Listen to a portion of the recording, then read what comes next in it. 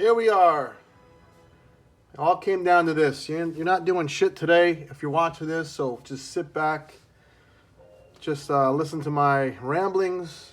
And these are my favorite figures of 2022, which has been probably one of the most wallet-hitting, but also for a good reason, because all these companies I'm going to talk about today, even Super 7 and Mezco, as much as they annoy me, put out just fantastic figures. And I don't have a number,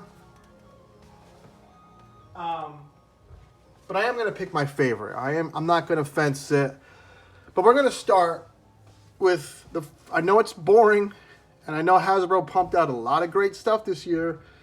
And no, to me, Galactus isn't fair to have as your number one. That's a $500 toy. I mean, come on. Not everyone could get that. So this is something that everyone can get. He was $40. He did come with different hands. He did come with a different head. He came with a garbage back display, which is kind of a joke, but he did come with that. I love this figure. I love the scales.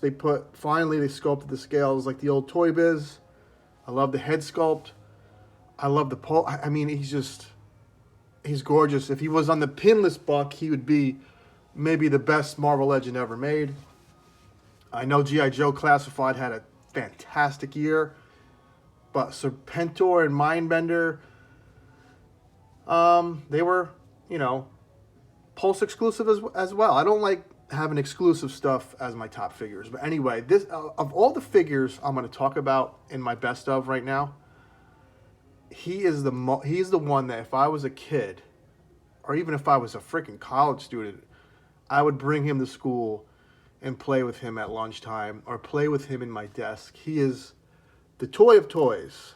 Of all the figures I'm going to talk about today, he is the most toyetic one. He is an action figure at heart.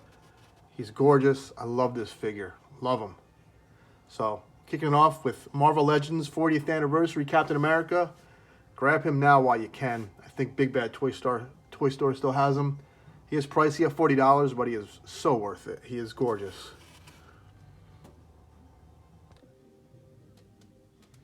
Next up, we have Migos Toxic Avenger. And simply put, this figure has a great head sculpt. He's charming. They captured what I wanted in a unexpected Toxic Avenger release. I'm surprised Super 7 hasn't done this movie version yet, or NECA. If you grew up on trauma films like Attack of the Killer Tomatoes, Nuke 'Em High, and Toxic Avenger, seeing this on a Walmart shelf for $15 was a treat. And it's not always about articulation and the best molds. It's about nailing the good things and nailing certain things right. They nailed the head sculpt. You could probably pop that off and put it on a Super 7 body if you want an Ultimate movie Avenger, and maybe even use them clothes. I don't know.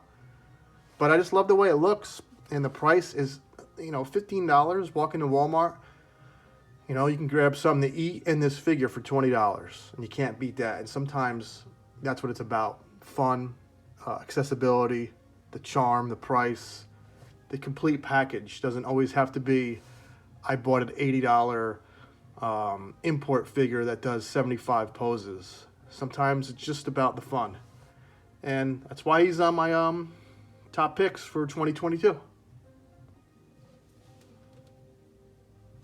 Okay, next is one of my absolute faves, without a doubt. I knew he was going to be on this list the moment I opened the box from McFarlane Toys. Real quick, side note, this was announced by McFarlane back in July, and I ordered him as soon as he went up for pre-order. I had him by the beginning of the next week, I think. If you look at my videos and you go to my Bane review, the reason why it has so many views, obviously I'm not a top tier, I don't have any editing software yet or anything. I had this figure first, so credit to McFarlane for getting you your figure right after you order it, unlike some other companies out there. Anyway, he's gorgeous. The sculpting, everything from the texture on the pants to the boots having all these individual details. The buckles, the tank on the back, you know. Is it a classic Bane? No, but it's so close. He's had some restraint. I talked about restraint with the G.I. Joe line, how they finally are having restraint, keeping it classic with subtle new touches and not over-designing your action figure. And McFarlane showed that restraint, thankfully, with this Bane design. He's the best Bane figure you can buy. I don't want to hear about Storm Collectibles one. That thing's a mess. This is the best. I love it. Killer Croc was close. Man-Bat was close because the sculpt is so good. This is definitely a top figure of 2022. I'd say the only issue is if you don't collect McFarlane figures and you have a 6-inch line, he's gonna be too big for those. But if you just want a nice Bane figure to be separate and by himself, awesome piece. Love this figure. Next up is Mythic Legion's Valak. It was a toss-up between him and that big horseman, equestrian, whatever he's called. I just love this figure. I love all the detail and the little painted studs on the leather armor. All the detail in this belt. There's just so much deep detail right there. There's more detail right here than most action figures have in their whole line. I love the bird accessory. I love their cloth capes. Aren't the best, but the way it hangs on this one is really good. Yeah, I just love the way this figure looks. He reminds me of an orc vampire Darth Maul. Like he's the guy who you hire to go kill the knight that is giving trouble to your evil plans or whatever. He is throwing a little skull right here on the ground. He's badass. I love this figure.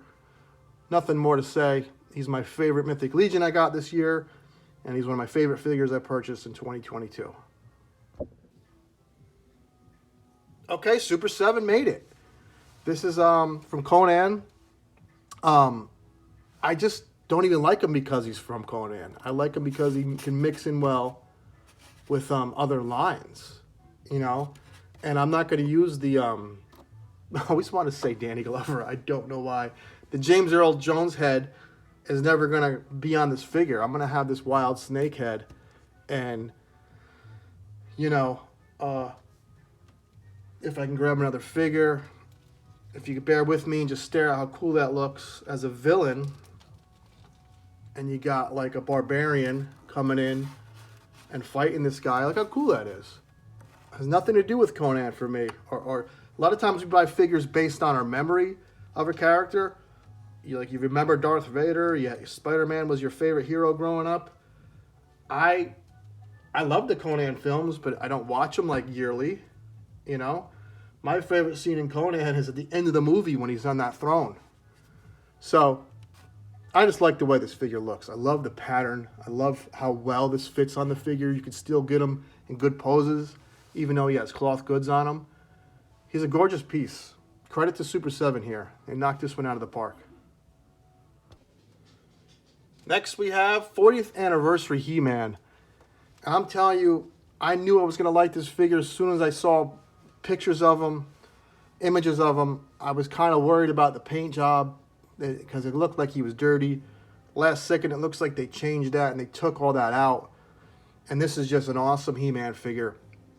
For every reason I liked that Captain America, I also like this HeMan.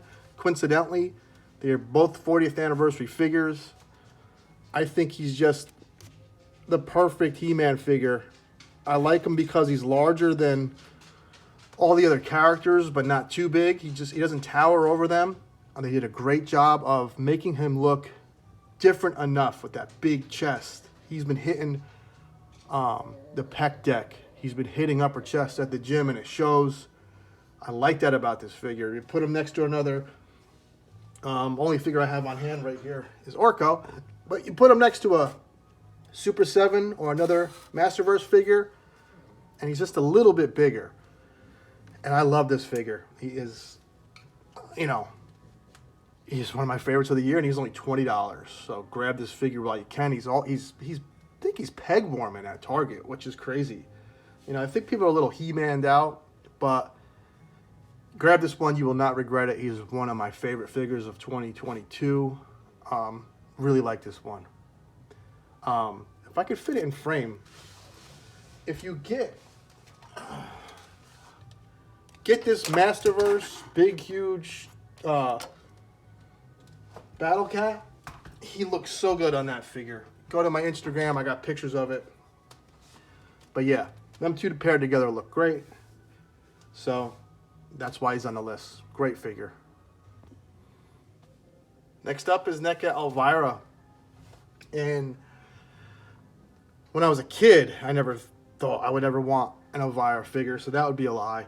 But as an adult, and ever since horror figures have been a thing since about 2000, I'd say 6, 7, with McFarlane with his horror figures. A lot of us, most horror fans, most Elvira fans, most female anatomy fans, wanted an Elvira figure, and she's perfect. I love the playfulness with the wink.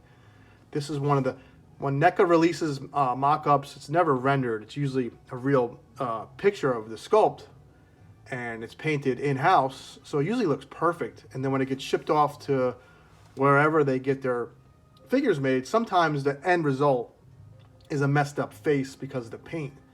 And then somebody will do a repaint. The Ripley comes to mind that was in the jumpsuit that they redid.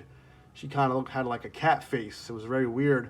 But that figure in production shots looked fantastic. It was the paint that messed it up. My point is, this paint was flawless, and she looks so good. And both head sculpts really captures Elvira perfectly. I love this figure. It's gorgeous. I'm going to keep it up regardless of it being Halloween time or Christmas time or 4th of July. It's a figure so good, it deserves to stay on your shelf forever. And that wraps up my top figures. So this is tough. Here's what it comes down to. I don't know if I could fit them all. Here's my thought process. I've had Captain America figures before. I've had Bane figures before. It's not going to fit in frame. I haven't had Elvira figures before. So I almost was going to have her be my top figure by default. I'm going to move this out. Just simply because I don't have an Elvira figure. You know what I mean? Like, she might deserve it just because she's the best Elvira figure ever. But she's one of like 3. You know, a couple other companies have done it. She's the best ever. But I don't know. You know, I'm thinking about... I got HeMan too. He's not going to fit.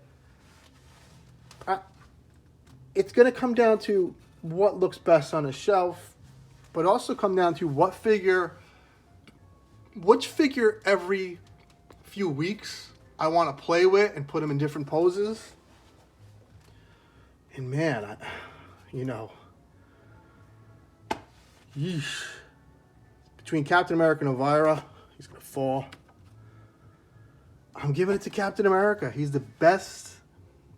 He's a toy I want to play with. Bane, if he could, a little bit better posability, would have won it. Elvira, she's not really an action figure. She's more of something you pop on the shelf and just admire. Same with the Migos. And HeMan, he's close too. I think Captain America is my favorite figure of the year. Weird. That's it. Hope you enjoyed it. Leave a like, comment. Tell me your favorite figure of the year. And subscribe. And later in the week, I'm going to do my favorite female figures of the year, because there were plenty good ones. Take care, have fun, keep collecting, keep grinding, whatever. I don't have a catchphrase yet. Used to be these are my favorite gains. They are my favorite gains of the year. Have fun. Bye.